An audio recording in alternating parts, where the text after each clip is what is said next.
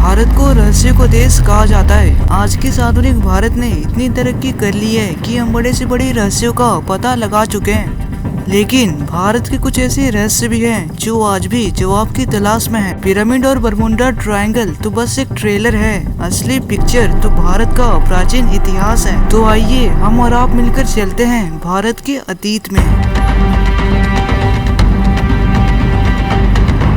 आज से कोई 9000 साल पहले एक ऐसे साम्राज्य का जन्म हुआ जो कि पूरी दुनिया पर राज करने वाला था। यह कहानी है प्राचीन भारत के सिंधु सभ्यता यानी इंडस वैली सिविलाइजेशन की। मोहनजोदारो उस समय का इंडस वैली का एक प्रमुख शहर हुआ करता था। पिरामिड का नाम तो आपने जरूर सुना ही होगा। पिरामिड दुनिया के सबसे रहस्यमयी जगहों में से एक है, लेकिन आप ये जानकर हैरान रह जाओगे कि पिरामिड से भी ज्यादा रहस्यमयी और आधुनिक था हमारा प्राचीन भारत का मोहनजोदारो। क्या आपने कभी भी यह सोचने की कोशिश की है कि आज से हजारों साल पहले हमारा जीवन कैसा होता होगा, लोग क्या करते होंगे और लोगों की लाइफस्टाइल कैसी थी? अब आपका ये सबकॉन्शियस माइंड आपको ऑटोमेटिकली पुराने जमाने की ओर ले जा रहा है, जहां आप अपने दिमाग में यह सोच रहे हो कि आप एक सुनसान बंजर जमीन पर खड़े हो और कुछ एक दो लोग खेतों में काम कर रहे हैं। बिल्कुल कुछ ऐसा ही सोच रहे हो ना?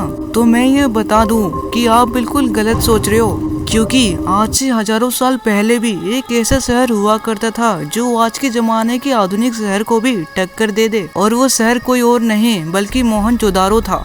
जी हाँ, आप बिल्कुल सही सुन रहे हो। एक ऐसा शहर जहाँ आज से हजारों साल पहले ऐशो आराम की सारी सुख सुविधाएं मौजूद थी, टॉयलेट बाथरूम से लेकर नेचुरल एसी तक। यह कुछ ऐसी चीजें थी जो मोहनजोदारो के हर घर घर में थी। तो जैसा कि मैंने बताया कि वहाँ के लोग नेचुरल एसी का इस्तेमाल किया करते थे, तो आपके भी इंटेलिजेंट माइंड में एक ख्याल जरूर आया होगा कि यार, जब आज के समय में इंडिया में जब अधिकतर लोगों के घर में एसी नहीं है, तो उस समय की तो बात ही छोड़ो। हाँ, आपका कहना बिल्कुल सही है, लेकिन क्या है ना, उस समय के लोग कुछ ज्यादा ही बुद्धिमान थे। वह लोग घर का आर्किटेक्चर कुछ ऐसा बनाते थे ना कि चाहे बाहर कितनी भी गर्मी या ठंडी हो, लेकिन घर का टेम्परेचर सामान्य ही रहेगा। अब ये तो पता नहीं है, और शायद ही कभी पता चले कि वह लोग इतना बेहतरीन आर्किटेक्चर कैसे बना लेते थे। और क्या होगा अगर मैं आपसे कहूँ कि आजकल की ये जो आप बड़े बड़े बिल्डिंग्स देखते हो ना, यह बिल्डिंग्स मोहनजोदारो के बिल्डिंग्स के आगे कुछ नहीं है। तो क्या आप विश्वास करोगे, सन 1956 में जब एक अंग्रेज इंजीनियर उसी जगह पर खुदाई कर रहा था जहाँ पर मोहनजोदारो हुआ करता था, तो खुदाई के दौरान उससे मिट्टी में दबी कुछ ईंटें मिली जो दिखने में आजकल के जमाने की ईंटें जैसी ही थी। लेकिन हैरान करने वाला तथ्य ये था कि वह ईंटें कोई मामूली ईंटें नहीं थे, वह दिखने में काफी मजबूत लग रहे थे।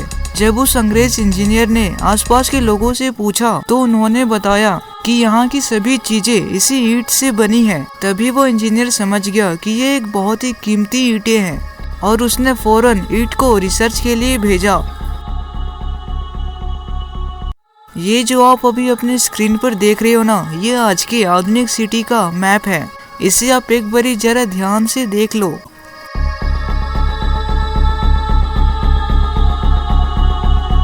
ओके, देख लिया। अब मैं जो बात आपको बताने जा रहा हूँ उसे सुनकर शायद आपके पैरों से जमीन खिसक जाए। बात ये है कि अभी कुछ देर पहले जो आपने सिटी का वीडियो देखा, सिटी 1 और सिटी 2, इन दोनों ही तस्वीरों में आपको क्या नजर आ रहा है? तो सबसे पहले बात करते हैं सिटी 1 की। इस तस्वीर में आप साफ देख सकते हो कि यह किसी सिटी का होलोग्राम है और दिखने में भी काफी एडवांस है। अब चलते हैं सिटी नंबर 2 पर। इस तस्वीर में भी आप साफ देख सकते हो कि यह किसी बड़ी सिटी का 3D मैप है। अब इन दोनों ही तस्वीरों को जरा एक साथ लाते हैं। ठीक ऐसा ही दिखता था मोहनजोदारो। शायद आपको यकीन करने में थोड़ी दिक्कत हो, लेकिन यही सत्य है।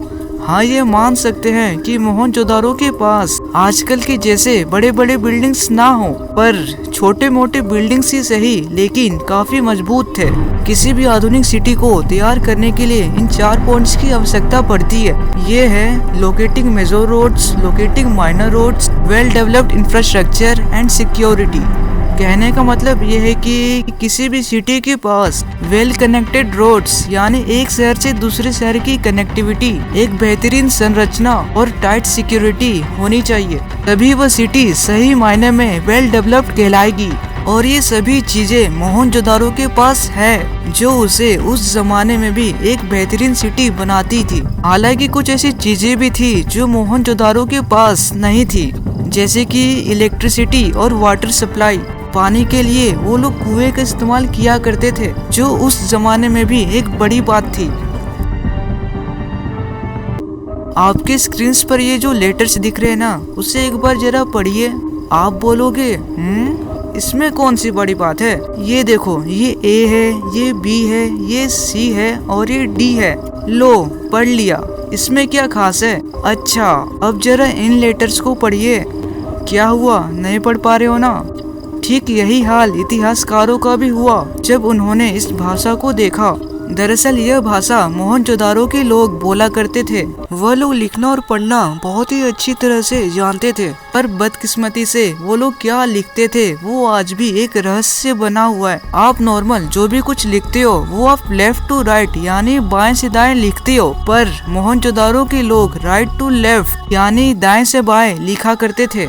ये देखिए, ये कुछ तस्वीरें हैं जो मोहनजोदारो की समय की है। अगर हम इस भाषा को डिकोड कर ले तो हम और भी रहस्यों का पता लगा सकते हैं।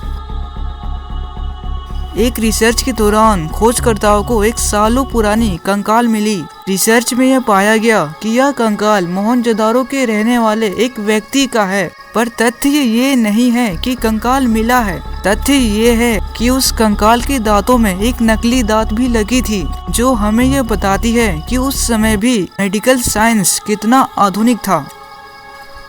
मोहनजोदारो के लोग बहुत ही हंसी खुशी से जी रहे थे, पर उनकी इस खुशी को किसी की नजर लग गई और एक रहस्यमय तरीके से मोहनजोदारो दुनिया के नक्शे से गायब हो गया। थ्योरीज तो बहुत से हैं कि आखिर मोहनजोदारो एकदम अचानक से कैसे गायब हो गया, पर उनमें से एक थ्योरी ये कहती है कि एक बहुत ही भयंकर बाढ़ के कारण मोहनजोदारो का दुनिया से नामो निशान मिट गया। पर इसके पीछे के असल वजह क्या है, ये आज भी एक रहस्य बना हुआ है। वीडियो पसंद आए तो चैनल को लाइक और सब्सक्राइब करना मत भूलिएगा। Thank you for watching.